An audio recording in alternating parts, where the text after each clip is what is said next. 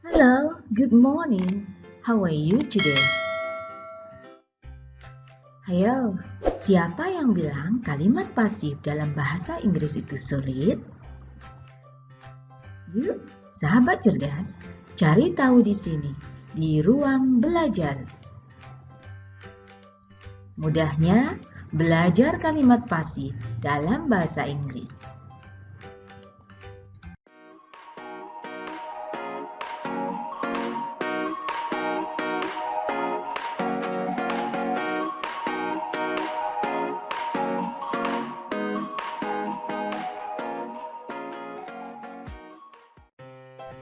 Perhatikan gambar berikut ini. Coba gambar apa gitu? Yes, gambar 4 tikus makan keju. Dalam bahasa Inggrisnya kita sebut mice. Tikus yang banyak itu adalah mice, bukan mouse. Oke, jadi ini ada 4 tikus makan keju. Maka kita katakan mice eat cheese. Might eat cheese berarti dia adalah kalimat aktif. Di dalam bahasa Inggris itu ada 2 kalimat yang menunjukkan hubungan antara subjek dengan perbuatannya. Maka yang pertama disebut kalimat aktif dan yang kedua disebut dengan kalimat pasif. Apa perbedaan kalimat aktif dengan kalimat pasif? Pada kalimat aktif, subjeknya melakukan pekerjaan. Sedangkan pada kalimat pasif, subjeknya dikenai pekerjaan.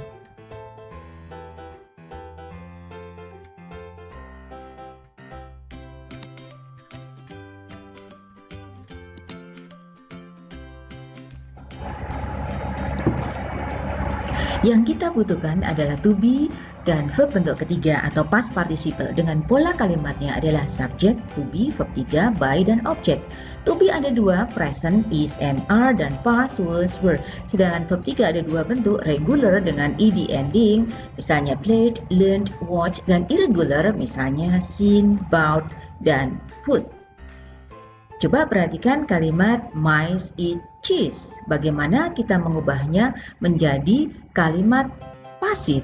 Yang pertama, cheese kita tempatkan di depan, kemudian eat kita pindah menjadi eaten, yaitu verb bentuk ketiga. Kemudian mice kita taruh di belakang sebagai objek dan kita ganti menjadi them karena dia banyak.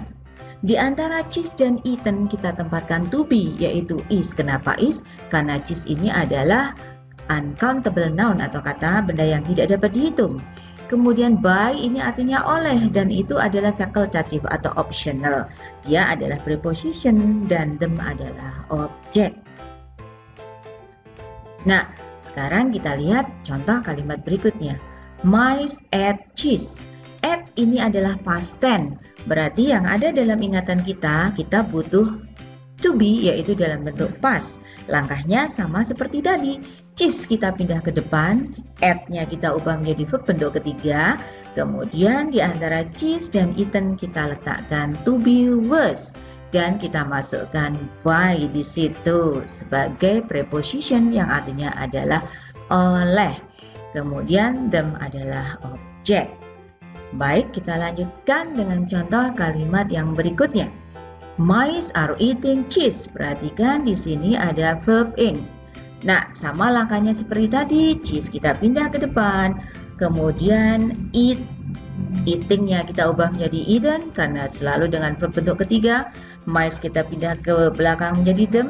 Nah, perhatikan setiap ada akhiran ing di sini, present continuous kita tambahkan being setelah to be is. Kebetulan di sini adalah present ya. Kemudian sama seperti tadi kita tambahkan by dan objek them.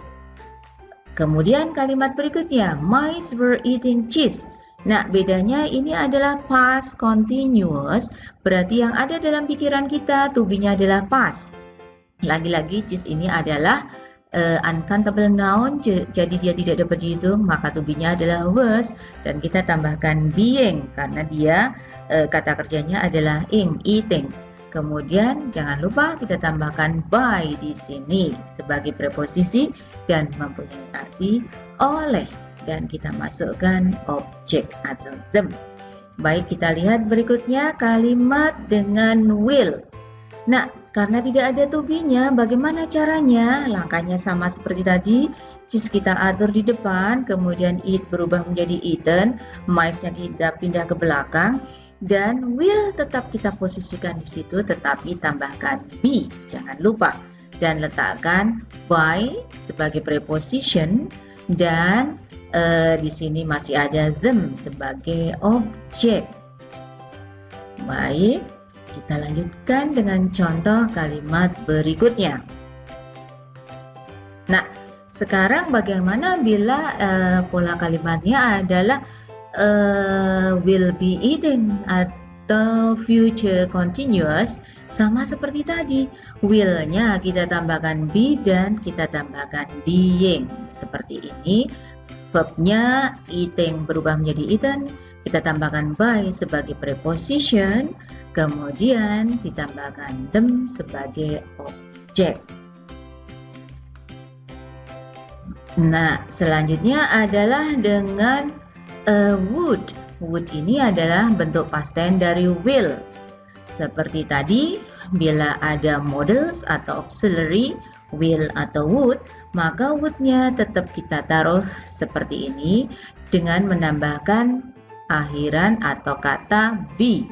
Kemudian verb-nya berubah menjadi bentuk ketiga seperti tadi, dan by sebagai preposisi dan objek.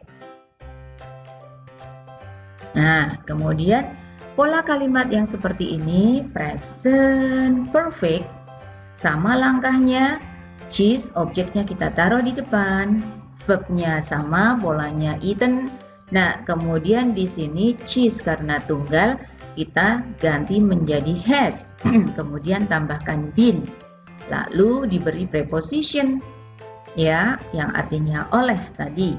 Kemudian di sini adalah objek them. Baik, kita lanjutkan. Bagaimana bila present perfect continuous? Nah, sama seperti tadi, cheese-nya kita pindah ke depan, kata kerjanya menjadi eaten, kemudian objeknya ini mice menjadi objek, dan ini kita tambahkan been dan being karena di sini kata kerjanya dalam bentuk ing.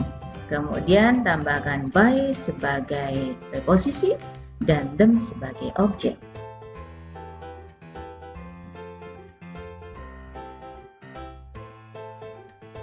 Baik sahabat cerdas, dari paparan di atas kita bisa mengambil rumus-rumus pengingat bagaimana mengubah kalimat aktif menjadi kalimat pasif.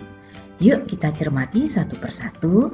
Di sini sudah dirincikan contoh-contoh kalimatnya, mulai dari simple present hingga yang menggunakan model auxiliaries. Baik, sahabat cerdas, berikut akan kami contohkan kalimat-kalimat pasif tanpa subjek atau pelaku di belakangnya. Kita cermati, polanya sama, hanya tidak ada pelakunya.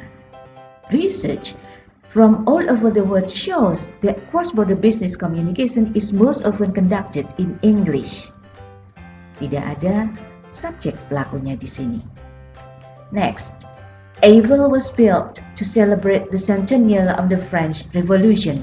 Di sini juga tidak ada subjek pelakunya di belakang. Baik, kita lihat berikutnya. Research is happening at breakneck speed. About 140 are in early development and around 2 dozen are now being tested on people in clinical trials. Panjang sekali dan di sini tidak disebutkan pelaku atau subjeknya. Sekarang, coba buat kalimat pasif dari gambar berikut ini. Nah, kira-kira apa ini ya? Oke, kita lihat jawabannya adalah the floor is mopped by the man. Jadi lantainya dipel oleh laki-laki itu. Sekarang kita lihat contoh berikutnya. Nah, apa yang dilakukan oleh perempuan ini? Ya, ada penanda waktunya yesterday. Kira-kira kalimatnya menjadi bagaimana? Baik, kita cek. Yes, good. The book was read by her yesterday. To be-nya adalah was karena menggunakan keterangan waktu yesterday.